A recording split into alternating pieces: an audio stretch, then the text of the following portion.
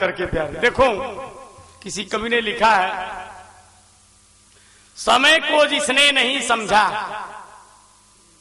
समय को जिसने नहीं समझा उसे मिटना पड़ा है, बच गया तलवार से तो फूल से कटना पड़ा। क्यों न कितना ही कठिन हो, क्यों न कितना भी विकट हो, हर नदी की राह से चट्टान को हटना पड़ा। इसलिए समय पर आइए। अगर 2-4 मिनट ज्यादा भी हो जाए तो नाराज मत होएगा, पहले हम क्षमा मांग लेते हैं ताकि बाद में नाराज होने की नौबत हो। चलिए मैं आपको सुना रहा था, परीक्षित को शाप मिला, इतिलंघित मर्यादा तक्षका सप्तमे हनि, 7वें दिन। इसकी व्याख्या आपको सुना रहा था। देखो परीक्षित को आज शाप मिला। क्या शाप मिला? 7वें दिन सांप काटे। परीक्षित महल में आए हैं, सांप का समाचार सुना है, जन्मेजय का राज तिलक किया। उसके बाद हस्तिनापुर से चल करके मुजफ्फरनगर में शुक्रताल में आए। शुक्रताल में बैठे महाराज, हजारों महात्मा आ गए। महात्माओं ने घेर लिया, महात्माओं का स्वागत किया, फिर महात्माओं से प्रश्न पूछा परीक्षित ने। उसके बाद महात्मा लोग जब उत्तर नहीं दे पा रहे हैं तब सुखदेव जी का पदार्पण हुआ। जब सुखदेव जी आए, सुखदेव जी का पूजन हुआ, फिर प्रश्न पूछा है तो सुखदेव जी कहते हैं, तब आप पेतरी कौरव्य सप्ताहम जीवितावधि। अरे परीक्षित तू चिंता क्यों कर रहा है, अभी तो तुम्हारा 7 दिन है। अब आप बताओ कितने घंटे में परीक्षित जी ने जन्मेजय का अभिषेक किया, कितने समय में हस्तिनापुर से शुक्रताल में आए, फिर महात्माओं से सत्संग किया, फिर सुखदेव जी आए, पूजन किया, प्रश्न किया, फिर उत्तर में कहते अभी 7 दिन बाकी। कितना लंबा चौड़ा 7 दिन रहा होगा उस समय का, ये प्रश्न है। टीकाकारों ने इसका उत्तर दिया, सप्तमे का अर्थ है द्वादशे अहनि। सप्तमे हनि का मतलब 12वें दिन तक छक्का था। सप्त च पंच च सप्तमः तस्मिन् सप्तमे, ये अर्थ बंशीधरी ने टीका में, बंशीधर शास्त्री जी ने बंशीधरी टीका में लिखा है। कई टीकाकारों ने इस अर्थ को स्वीकार किया। इसलिए स्वीकार किया कि भाई जन्मेजय का राज तिलक के पहले समुद्र का जल, कौन कौन तीर्थों का जल मंगाना पड़ेगा, व्यवस्था करनी पड़ेगी, तब न तिलक होगा जी। तिलक करने के बाद फिर शुक्रताल में आएंगे, फिर संतों का समागम होगा, फिर सुखदेव भगवान आएंगे। सुखदेव जी के आने के बाद प्रश्नोत्तर के बाद 7 दिन बाकी। मैंने सुखदेव जी ने 7 दिन कथा सुनाई। इसीलिए टीकाकारों ने सप्तमे हनि का अर्थ 12वें दिन किया। साप मिला है। समीक ऋषि के पास आकर वह बालक रोने लगा। समीक की समाधि खुली, देखा गले में बड़ा सांप पड़ा है, सांप को फेंक दिया। वत्स कथमादि रोदती, अरे बेटा क्यों रो रहा है? ऋषिशृंग ने कहा, पिताजी आपके गले में परीक्षित ने मारा सांप डाल दिया, मैंने भी उस दुष्ट राजा को सांप दे दिया। अरे तुमने सांप दे दिया? क्या सांप दिया? आज के 7वें दिन मेरी प्रेरणा से तक्षक डाकू से डस लगे। समीक के होश उड़ गए, आंखों में आंसू आ गए। अरे अभागा, थोड़ा भी विचार कर लिया होता, इस पृथ्वी पर अब परीक्षित जैसा धर्मात्मा राजा नहीं आएगा। तुमने बिना विचारे कैसे साफ दे दिया राजा को? अरे कली ने उनकी बुद्धि विकृत कर दी थी, कली के कारण उन्होंने हमारा अपमान, वैसे उनके हृदय में आज भी पश्चाताप है, पर तुमने साफ लेकर के अच्छा नहीं किया। किसी ने सच कहा है, शक्ति छोटे बच्चों को नहीं देनी चाहिए, कब उसका दुरुपयोग कर डाले कोई भरोसा नहीं है। इसलिए कभी भी शक्ति छोटे लोगों को नहीं देनी चाहिए। तुरंत अपने गौरमुख नामक शिष्य को भेजा, कहा जाओ राजा परीक्षित को सूचना दे आओ, ब्रह्म वाक्य कभी मिथ्या नहीं होगा। गौरमुख ने आकर कहा, राजन आज के 7वें दिन तक्षक से काटने से आपकी मृत्यु हो जाएगी। राजा परीक्षित गदगद हो गए। राजा परीक्षित ने की बहुत बड़ी कृपा है, हमने संत का अपमान किया है, तत्काल दंड मिल गया, ताकि भविष्य में कोई भी राजा संत के अपमान करने की कुचेष्टा नहीं करेगा। तुरंत जन्मेजय का राज तिलक किया। हस्तिनापुर का त्याग किया है। आए महाराज गंगा जी के दिव्य तट पर सुखदाल है, पीपल के वृक्ष के नीचे बैठ गए, आमरण अनशन कर लिया। जब तक शरीर में प्राण रहेगा अन्न और जल का ग्रहण नहीं।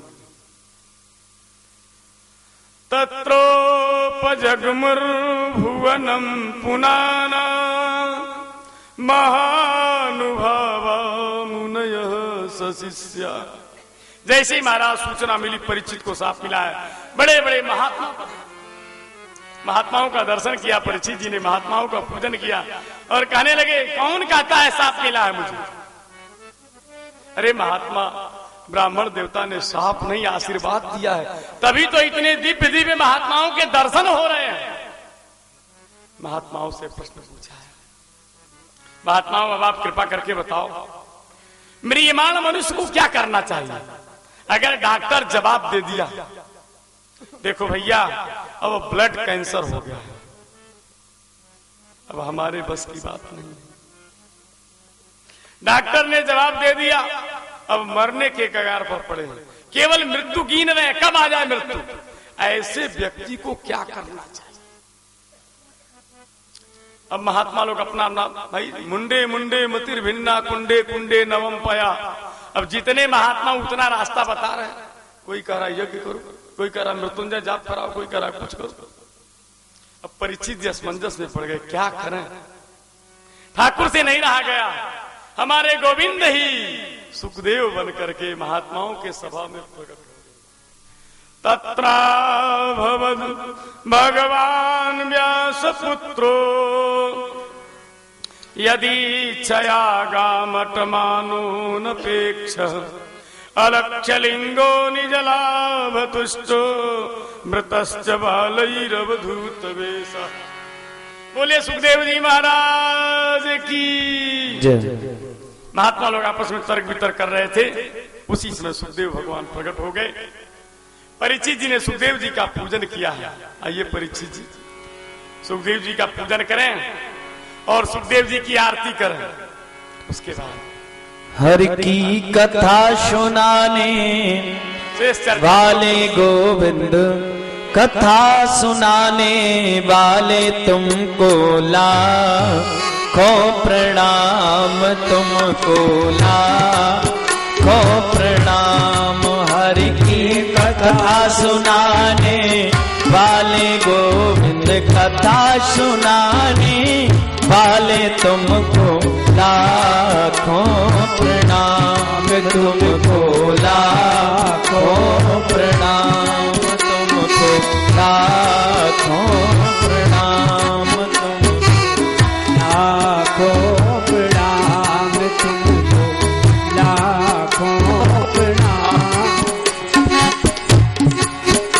हम खोज रहे थे वन में, धन खो बैठे थे तन में। हम खोज रहे थे वन में, मन खो बैठे थे तन में। हम खोज रहे थे वन, मन खो बैठे थे तन में।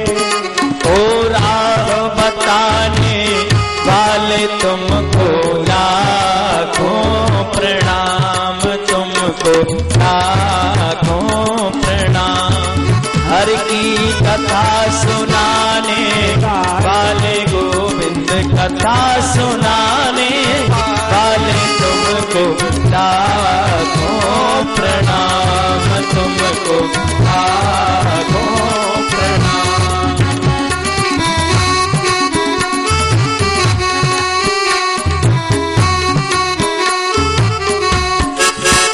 तुम घट घट अंतर्यामी, हम पतित और अज्ञानी। तुम घट घट अंतर्यामी, हम पतित और अज्ञानी। तुम घट घट अंतर्यामी, हम पतित और अज्ञानी। तुम घट घट अंतर्यामी,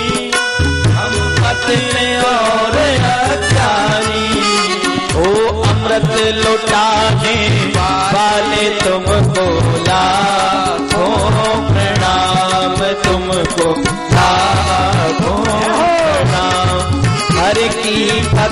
सुनाने वाले गोविंद, कथा सुनाने वाले तुमको लाखों प्रणाम, तुमको लाखों प्रणाम, तुमको लाखों प्रणाम।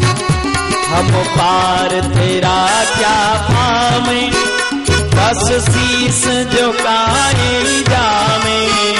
हम पार तेरा क्या पावे, बस शीस झुकाकर गावे। हम पार तेरा क्या पावे, बस शीस झुकाए जावे। हम पार तेरा क्या पावे, बस शीस झुकाकर गावे। ओ मन सुनाने वाले हर कई कथा सुनाने वाले तुमको लाखों प्रणाम, तुमको लाखों प्रणाम, तुमको लाखों प्रणाम, तुमको लाखों प्रणाम। हर की कथा सुनाने वाले गोविंद, कथा सुनाने वाले तुमको लाखों प्रणाम, तुमको लाखों प्रणाम, तुमको लाखों प्रणाम, तुमको लाखों